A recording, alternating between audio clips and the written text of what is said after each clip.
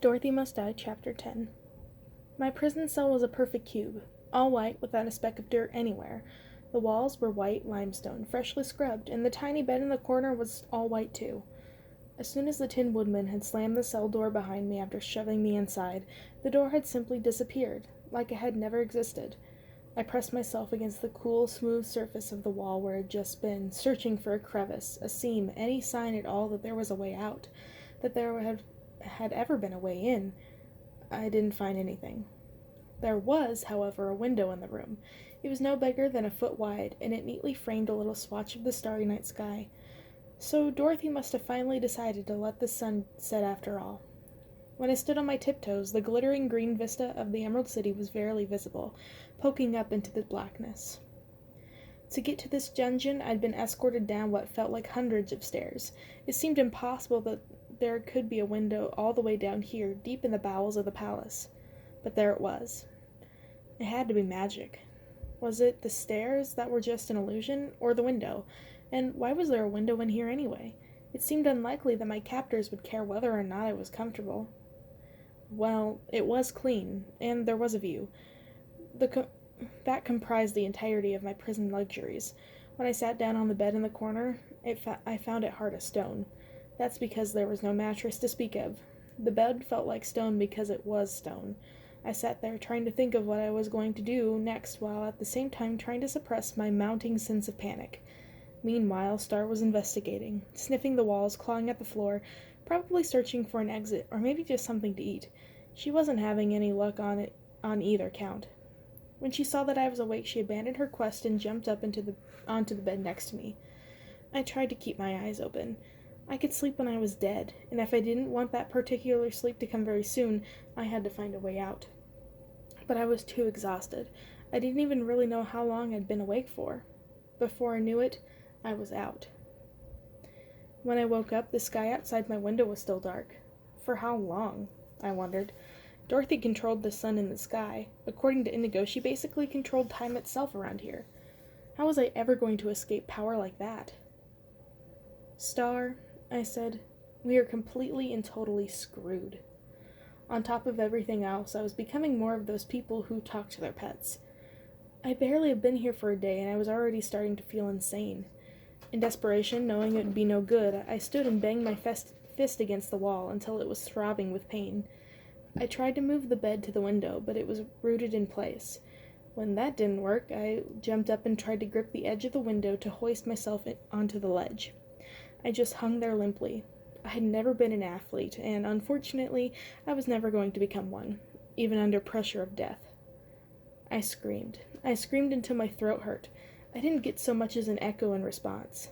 It was like the walls absorbed everything I could throw at them. My whole body felt like one big bruise, but none of this was doing any good. I was just wasting energy. I lay down on the bed to think, and soon I was asleep again. When I woke up and saw that the moon was still shining through the window, I finally realized why they put that window in there in the first place. It was there to make me go crazy, to keep me guessing about how long I'd been here or give me hope that there was some way out. I turned around with a start at the sound of a key to the door. Wait, what door? But then there it was again. A thin black line began to appear out of nowhere, a block rectangle that drew itself along the blank white wall. Even after all this, I felt a little thrill at seeing magic in action. But then the door began to swing open, and that thrill was instantly gone. I wasn't sure who walked in, but whoever it was, I knew it wouldn't be anyone good. I was on my feet, my fists clenched. If I was going down, I was going down fighting. The face I saw a moment later, as the door disappeared into the wall, was so unexpected that it took me a beat to put it into context. I shuffled his features around in my head like a puzzle, trying to place him. He stepped into the room, and I instantly recognized his shaggy hair and glowing green eyes. It was the boy who'd never told me his name, the one who'd saved my life back in the pit. "You!" I exclaimed, my balled fist unballing and my spine relaxing. For the first time in, literally, I didn't know how long, I let myself entertain the thought of hope. He had saved me once again. Was he here to save me again? The boy just put a finger to his lips and waved toward the window. That's when I noticed the crows for the first time. There were several of them, all perched on the window ledge in the other side of the glass, peering in. One of the birds cocked its head. The thing had ears. Human ears, grafted awkwardly to either side of its head. A second passed, and the crow next to the first one cawed loudly, staring at me. It blinked twice, with big human eyelids. I cried out in frightened surprise, but the boy rapped against the glass window a few times and then disappeared into the night. "You have to watch out for them," he explained. "They're called overhears. The scarecrows make them in his lab. They're spies, but the good part is that they're pretty stupid. It's ironic, really. The thing that he hasn't figured out how to give them brains. They can see you and hear you, but they're too dumb to understand anything, so they're not so good at reporting any of it back. If you're careful around them, they're mostly harmless." Another one of his failed experiments. "Who are you?" I asked. Here he was, acting like he just waltzing in here was no big deal, and he wasn't making any moves to save me. Maybe I shouldn't trust him. "Sorry, I guess I never introduced myself. I'm Pete," he said. "You don't have to whisper any now that they're gone, though." Pete? The name sounded too ordinary for him. Anyway, while it was useful to finally know his name, it wasn't really what I'd been asking. I wanted answers.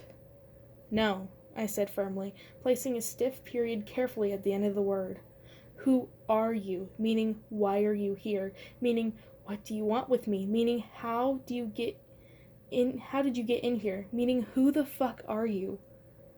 Without meaning to, I was screaming. I hoped the overhears were long gone by now. Pete rolled onto his heels, taken aback by my outburst, but he answered my questions calmly. "I'm Pete," he said again. "I'm here because I know what you can go crazy down here with no one to talk to, and I don't want you to go crazy. So I lifted a key. I work in the palace." Pete glanced nervously over at Star, who glared at him from underneath the bed. She didn't trust him either. "I'm here to keep you company, for as long as I can, at least." Nothing about this story made any sense. How had he found me at the exact moment I'd landed in Oz? How had he found out I was down here? If I was in a magic prison cell with no door, how had he just lifted a key? He was definitely not telling me everything. Which led me to my next question. Was he really on my side? "You work in the palace?" "I'm a gardener." "So you work for her, then?" He might as well have been at the window, for all the good he did me. Simply another thing to torture me with false hope. Unless he wasn't here to give me hope at all. "I'm just a gardener," he said. "I work for the head gardener. The head gardener works for the royal steward. I've never spoken to Dorothy." He was lying. There was no question in my mind. His eyes were too big and luminous. You couldn't hide anything behind eyes like those. And yet, he already saved me once. Why would he have done it if he was working for Dorothy? Pete slumped against the wall. I hadn't moved from my defensive position in the corner. "Should I go?" he asked. He looked in that moment just like a little kid. "I really didn't mean to upset you. I thought it would help you." "If you go," I said, "I'll kill you." I only said it because I was angry, and it gave me an idea. Without warning, I lunged for him and grabbed him by the throat before he could react. I shoved my knee into his groin. Pete's mouth widened into a perfect O of shock. I didn't think I'd be able to take him in a fight, but he might not know that. If I scared him enough, maybe he would think I was more dangerous than I really was. It worked, I think, at least. He didn't resist. "Give me the key," I said. "You can take it if that's what you want," he said. "I'll give it to you, but it won't do you much good. It's not just the lock that's keeping you down here. The moment the cell's unoccupied, all alarms will sound. They'll know you're gone. They'll catch you before you can make it 3 feet, and they'll throw you right back in here. That's if you're lucky. More likely, they'll skip the trial and just send you straight to the Scarecrow. Trust me, if you think this is bad, that's worse." I cocked my head. I thought about loosening my grip on his neck. Instead, I tightened it and nudged my knee forward an inch. He grimaced, but didn't say anything. "If I take the key and leave you here in my place, the cell won't be unoccupied.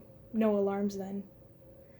At that, Pete raised his eyebrows in surprise. Maybe he hadn't expected me to be desperate enough to trade my freedom for his. Honestly, I was a little surprised myself. Still, that was all the reaction I got. You could, he said calmly, if that's the way you want to play it. It still wouldn't do you any good. We're deep underground here, and the entrances to the dungeons are always guarded. You might get out of the cell, but you still won't make it past the guards. It's worth the risk. Maybe, maybe not. He was right, of course. I felt defeat seeping in through every pore. It was useless. I dropped my hold on him and walked over to my so-called bed, where I perched myself on the edge and buried my face in my hands. Hey, he said. I felt his hand on my shoulder and looked up to see him standing over me. If it means anything to you, I've been trying to think of a way to get you out of here. I can't find one. You're too important to Dorothy. It's a miracle I managed to get the key and sneak down here at all, but I'll find a way, okay? I still have a few tricks up my sleeve. Why? I asked, my eyes suddenly pooling with tears. Why are you trying to help me? He sat next to me on my bed, keeping a safe distance between us. I rolled my eyes. No one does anything because it's the right thing, I said. You do. I do? Maybe that was true, but even if it was, how would he know it? We'd known each other for all of 20 minutes total. You do, Pete said, this time with emphasis. Except when you're threatened to kill me, that is. I had to laugh at that. But I didn't exactly kill you, so that doesn't count. Seriously, he said, everyone in this palace has been whispering about Dorothy's latest prisoner.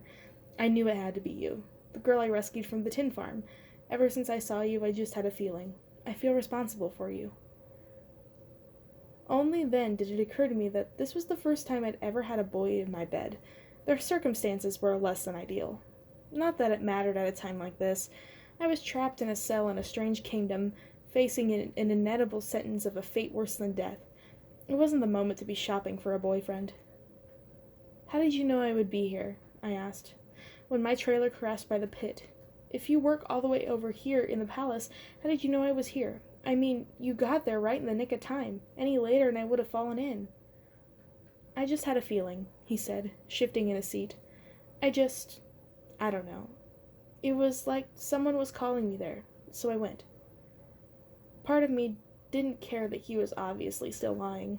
He'd been right. After all the hours locked away in here, all alone, it really did help just to have him sitting next to me, just to hear another human voice, to be able to ask a question and get an answer back, even if it wasn't the right answer. Then that faraway distracted look crossed his face again, the same look I'd seen him get the day I met him, just before he left me. It was the look of someone trying to place a distant tune that only he could hear. His body seemed to flicker in and out, to grow hazy around the edges, but it was so faint I couldn't be sure if it wasn't my imagination. It reminded me of the hologram of Ozma we seen in the road. He stood up abruptly. This time I thought I knew what was coming. I'm sorry, he said. I have to go. Why? I asked. I'm sorry, he said again. I'll try to help if I can. Then before I could protest, before I could even stand to say goodbye, he had pulled a big brass key from the pocket of his loose white gardener's pants. He walked across the cell in 3 quick strides and plunged it into the space in the wall where there was no keyhole. The stone rippled around like he'd just dropped a pebble in a pond. The door appeared. He pushed it open. Pete, I said. My voice cracked unexpectedly as I said it. I just wanted him to look at me. He didn't. He stepped out. The door sealed up, and I was alone again.